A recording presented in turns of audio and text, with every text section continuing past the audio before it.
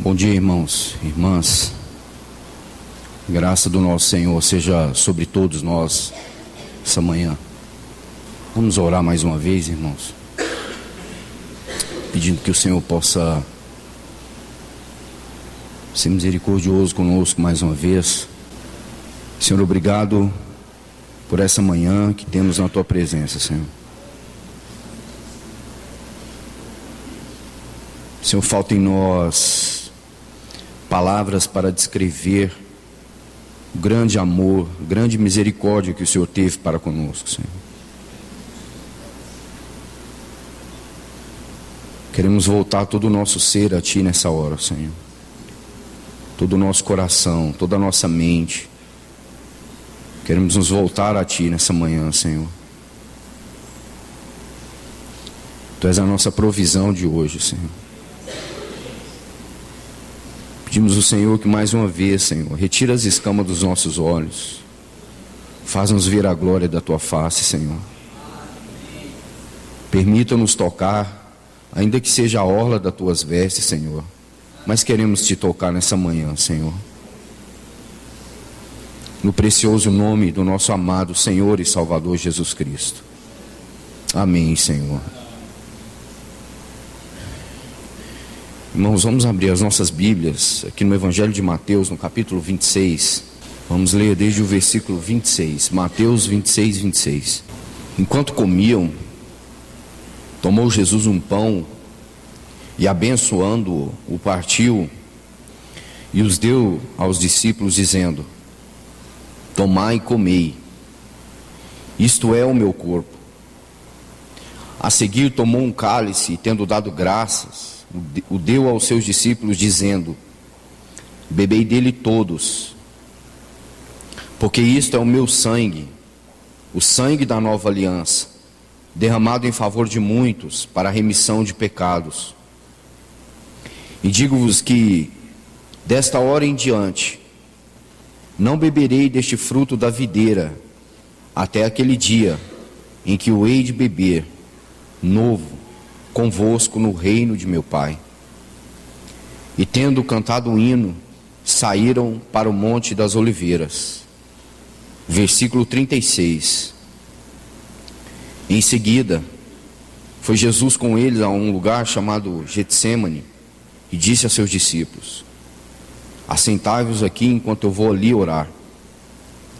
E levando consigo a Pedro e aos 2 filhos de Zebedeu, começou a entristecer-se e a angustiar-se. Então lhes disse: a minha alma está profundamente triste até a morte. Ficai aqui e vigiai comigo. Irmãos, nós temos o privilégio de mais uma vez estarmos aqui para participarmos da mesa do Senhor. O quanto é importante, irmãos, que nós nos voltemos para essa reunião. O quanto é importante que nós nos voltemos para essa mesa, para tudo que ela proclama, para tudo que ela significa e para tudo que o Senhor é para nós. Crisóstomo, um dos pais da igreja, diz que aquilo que é visível afeta mais as nossas faculdades do que aquilo que é ouvido. Ou seja, irmãos, nós não temos sequer em nós mesmos palavras para descrever tudo o que essa mesa significa para nós. Isso está comprovado pelas Escrituras. Quando nós lemos o Evangelho de Lucas, capítulo 22, capítulo 24, quando aqueles 2 discípulos de Emaús, no caminho de Emaús, o Senhor tem com eles aquela caminhada de 12 quilômetros, a Escritura nos diz que o Senhor começou a falar para eles tudo o que estava escrito a respeito do Senhor, nos Salmos, passando pelos profetas, discorrendo para eles tudo o que estava escrito acerca do Senhor na sua palavra. Irmãos, eu não tenho ideia quanto tempo essa caminhada possa ter demorado, mas eu sei que 12 quilômetros a pé é uma distância considerável. Aquele foi um longo sermão, foi uma longa pregação. Mas quem estava pregando não era alguém comum, era a palavra viva de Deus que falava com aqueles 2 discípulos de Emaús. Era o Filho de Deus. Eles não ouviram um sermão, eles ouviram o sermão. Eles não ouviram uma mensagem, mas eles ouviram a mensagem. Não há e não houve e nem haverá ninguém capaz de transmitir tamanha mensagem como aquela em toda a história da igreja. Aquele foi o sermão. Mas sabe o que a Escritura nos diz? Que embora eles tenham ouvido o Senhor, embora eles tenham ouvido toda aquela pregação, toda aquela palavra, o texto nos diz que quando o Senhor, entrando na casa deles, partiu o pão, eles o reconheceram. Irmãos, essa manhã nós precisamos olhar para essa mesa e reconhecer o Senhor. Não haverá pregação capaz de fazer isso por nós se nós não pudermos contemplar o Senhor nessa mesa, nesses elementos, pelo seu Espírito. Se o nosso Senhor, expondo a sua palavra, e aqueles 2 discípulos ainda não o reconheceram, no partir do pão, eles reconheceram o Senhor. Então nessa manhã, irmãos, nós precisamos reconhecer o Senhor aqui nessa mesa. Quando nós olhamos para esses 2 elementos, o pão e o vinho, separados, o que eles nos comunicam? Nós não estamos aqui diante de uma pregação, irmãos. Nós estamos aqui diante de um fato consumado, de algo que toca as nossas vistas diretamente. O Senhor foi exposto na cruz por mim e por você. Ele foi separado da comunhão com o Pai. Você se lembra? O profeta diz que ele foi como ovelha muda levada ao matadouro. Mas os evangelistas declaram que naquela hora ele bradou em alta voz. Ele gritou: Deus meu, por que me desamparaste? Irmãos, a nossa real tarefa nessa manhã é olharmos para esses elementos e nos lembrarmos daquilo que o Senhor fez por nós e daquilo que o Senhor é para nós. Porque quando diz o texto que ele parte o pão, quando ele também distribui o cálice, diz que o texto de Mateus, diz que eles cantaram um hino, e em seguida, o Senhor foi para aquele lugar chamado Getsemane. Lucas diz que ele escolheu aquele lugar. Ali era o altar do sacrifício do Senhor. Irmãos, quando nós lemos essas narrações, essas descrições, nós chegamos à conclusão de que o Senhor poderia ter morrido ali mesmo. Ele mesmo diz: a minha alma está entristecida profundamente até a morte. Irmão, você consegue descrever? Nós não conseguimos. Paulo diz assim: que diremos, pois, acerca dessas coisas? Irmãos, o Espírito Santo precisa abrir os nossos olhos nessa manhã. O Espírito Santo precisa vir e tocar o nosso coração, e nós olharmos esses elementos e vermos o Senhor aqui entre nós, a sua glória exaltada entre nós, a sua obra magnificada entre nós, completamente realizada. Nós precisamos entender que de uma vez por todas, o inimigo das nossas almas foi vencido. A carta, o escrito de dívida que era contra nós foi rasgado, e o Senhor foi recebido nos mais altos céus, nas mais altas glórias que se possa referir, e recebeu um nome que está acima de todo nome, e ao nome do nosso Senhor Jesus todo joelho se dobrará, quer seja no céu, quer seja na terra, quer seja debaixo da terra. Irmãos, e o que nós vemos nessas descrições do Getsemane são impressionantes. Spurgeon chega a dizer que, com muita dificuldade, uma planta nasci aqui próximo ao Ribeiro de Cedron. Que bênção que nós temos, porque agora nós vemos o segundo Adão no jardim. Você se lembra? O primeiro Adão no primeiro jardim escolheu conhecer o bem e o mal, e toda a raça humana sofreu com as consequências do pecado. Irmãos, a Escritura diz que o jardim do Éden fluía um rio, e esse rio se dividia em 4 grandes braços. Quanta vida tinha ali, quanta beleza tinha ali, quanta glória tinha ali. Mas agora, quando nós estamos lendo aqui, nós vemos um vergonhoso Ribeiro de Cedron, onde que, com muita dificuldade, algo que prestasse brotava da terra. Provavelmente somente ervas amargas saíam aqui. Irmãos, mas que bênção essas ervas para nós. Que bênção esse lugar para nós. O lugar que Ele escolheu. O lugar que Ele decidiu, como nosso irmão orou aqui hoje pela manhã, se entregar. Ele não fugiu. Ele não se escondeu. Ele fez questão de ir para o lugar onde o próprio Judas sabia que era. João diz que Judas conhecia esse lugar. Lá estava o nosso Senhor, em angústia profunda, próximo de morrer aqui mesmo, por mim e por você. Irmãos, agora nós não estamos maravilhados com o Éden, nós estamos maravilhados com o Getsemane, porque eis aqui a medicina e a cura para a nossa vida, irmãos.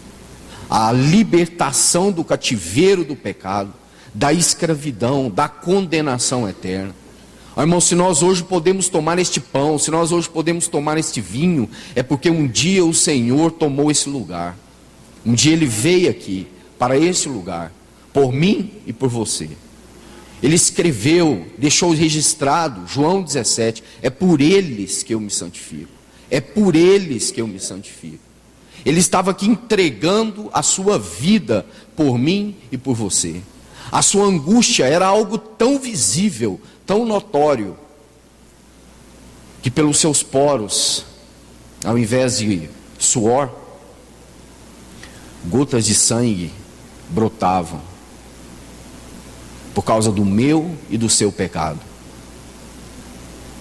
E agora nós não temos mais a glória do Éden, nós temos a glória do Getsemane, e o nosso Senhor se entregando à morte. Ele diz assim: ninguém pode tomar a minha vida, eu voluntariamente a dou. Ele se deu por mim e por você, irmãos. Irmãos, por que o Senhor estava fazendo isso?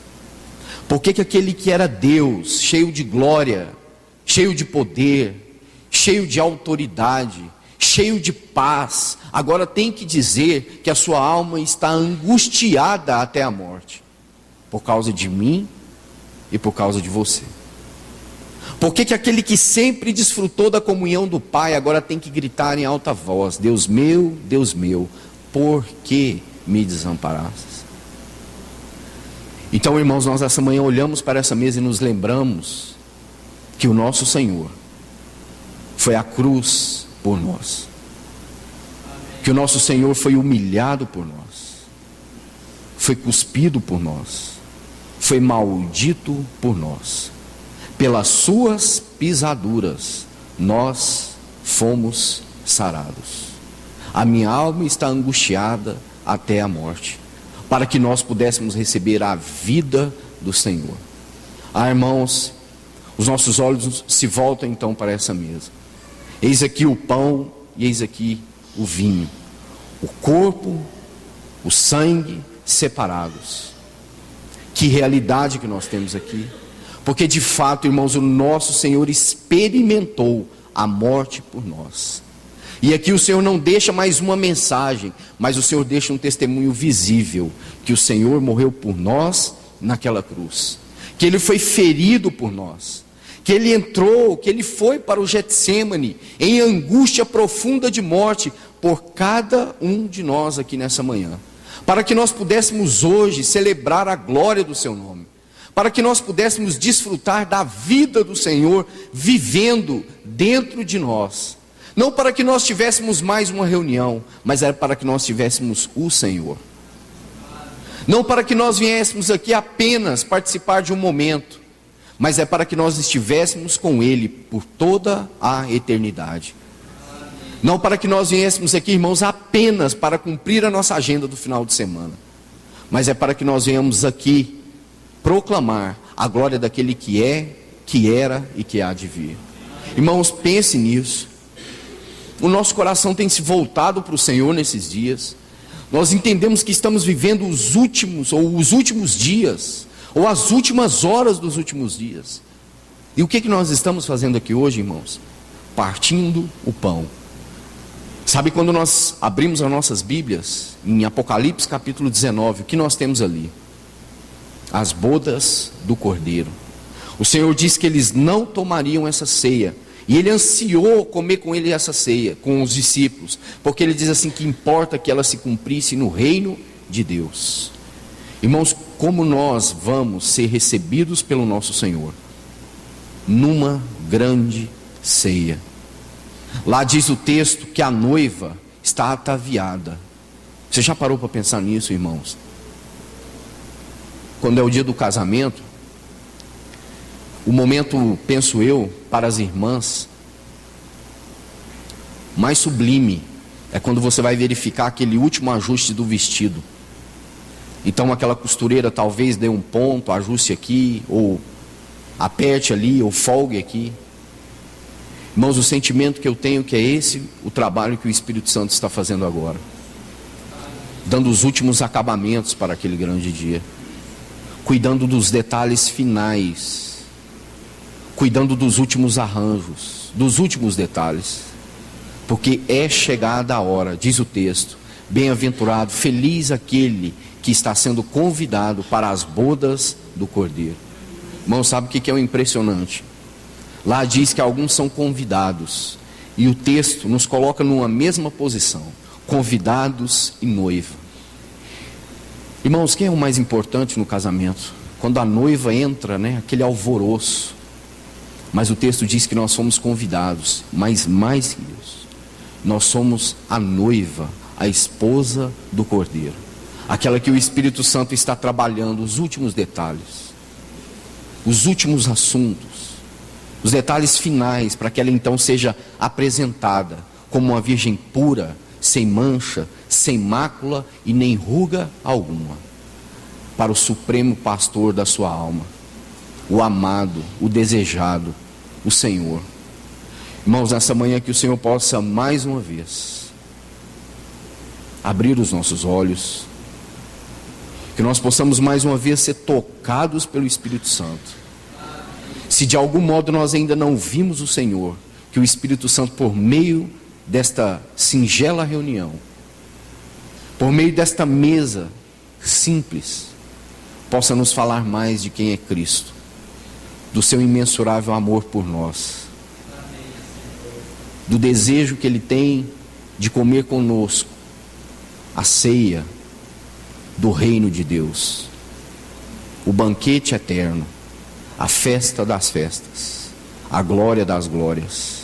Ah, irmãos, que alegria para nós, que alegria, sabemos que como nós estamos aqui hoje, assim o Senhor nos irá receber, na ceia, nas bodas do Cordeiro. Uma mesa, irmãos, estará diante de nós, e o nosso Senhor também, e Ele também, presencialmente, e nunca mais, irmãos, nunca mais Ele irá se apartar de nós e nem nós dele. Ele vai nos tomar para si e nós estaremos diante do Senhor por toda a eternidade, como Ele sempre quis. Ah, irmãos, nós louvamos o Senhor porque era necessário que Ele passasse a se esvagar para redimir para si um povo, uma noiva, uma igreja, para redimir para si filhos, segundo a imagem daquele que os criou.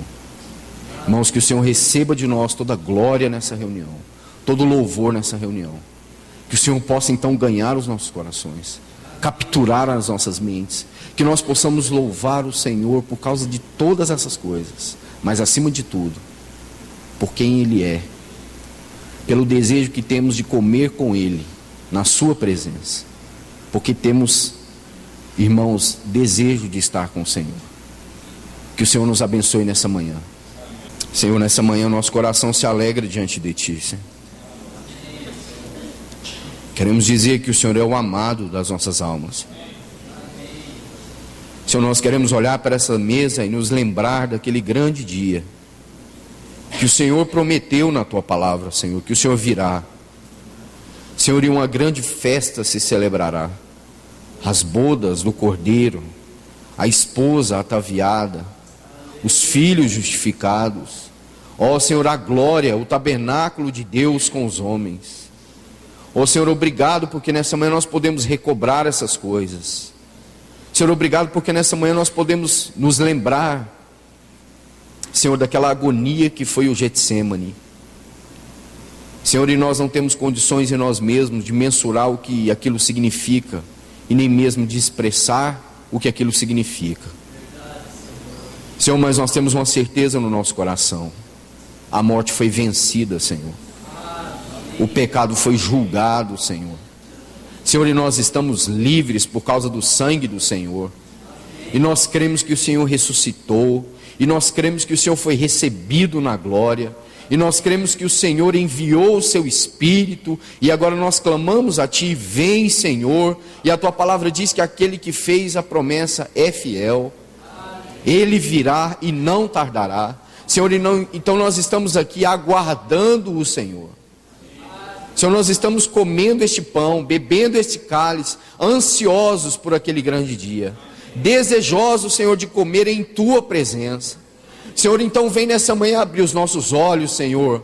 Vem recobrar a nossa carreira celestial, a nossa convocação celestial. Senhor, falta tão pouco, Senhor. Os últimos ajustes o Senhor está fazendo em nós. Eis que o Senhor está às portas, Senhor. O céu já não pode mais conter o Senhor, e nós já não podemos esperar tanto mais, e cremos que o Senhor de fato está para vir. Senhor, então vem e continua o Teu trabalho em nós, Senhor. Vem e continua nos ardonando nessa manhã, Senhor, porque nós temos pressa de encontrar o Senhor. Ó Senhor, nós queremos apressar a Tua volta, Senhor. Senhor, nos guarde, ó Deus, deste mundo, mas Senhor, nos ganha para Ti nessa manhã, Senhor. No bendito nome do Teu Filho Jesus, Senhor. Aleluia, Senhor.